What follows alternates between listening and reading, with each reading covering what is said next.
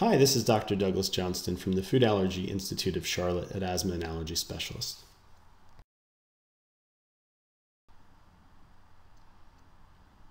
Today we're going to take a closer look at the LEAP study. As you already know, the LEAP study was published in the New England Journal of Medicine in February 2015. It was the study that demonstrated early introduction of peanut significantly decreased the frequency of the development of peanut allergy amongst children at high risk.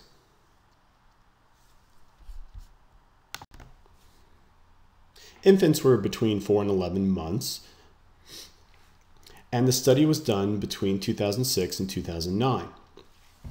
The study was specifically looking for infants who were high risk for development of peanut allergy, which meant that infants had to have egg allergy, severe eczema, or both. There were 834 infants screened. However, many were excluded for a number of reasons. Some of the reasons included lack of severe eczema. Children who had very large skin prick test of peanuts were excluded, specifically those that were above 4 millimeters in diameter. And children with severe asthma or anaphylaxis to peanut were excluded as well.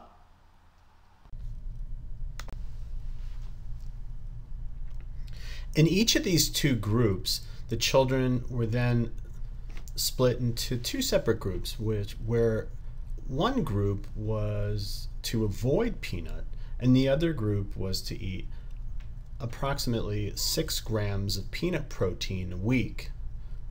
Now, this was typically divided into several feedings throughout the week.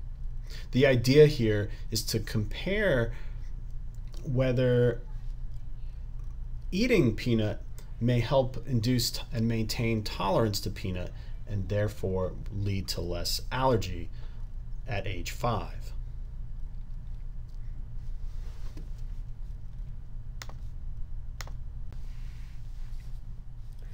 These children continued eating 6 grams of peanut a week until age 5. Just to give you a reference point, most children would eat 2 grams of peanut 3 times a week, 2 grams being 8 peanuts, approximately 2 teaspoons of peanut butter, or 1 serving of Bomba, the peanut snack.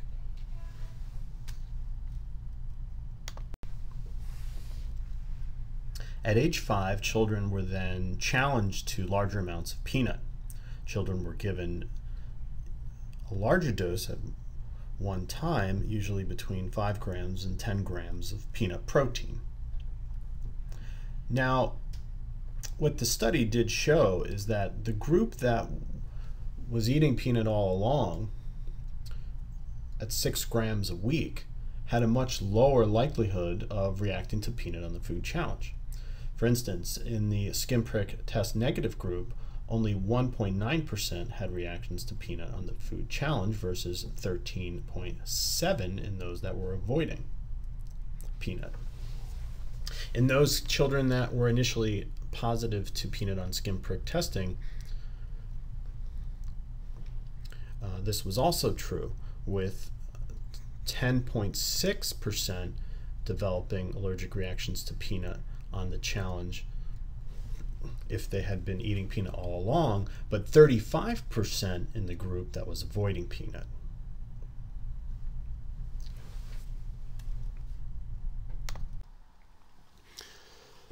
So in both groups, the skin prick test negative and skin prick test positive groups, there was significant reduction in peanut allergy at age 5 in the groups that were eating peanut.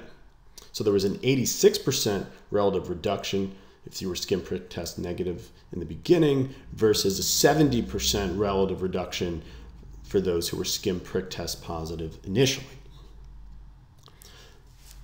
So this is very important information for allergists, as it sort of changes the way we think about food allergy, particularly the importance of early introduction of foods to help minimize potential allergy, as demonstrated here with peanut. So just wanted to thank you for listening. This has been Dr. Doug Johnston with the Food Allergy Institute of Charlotte at Asthma and Allergy Specialists.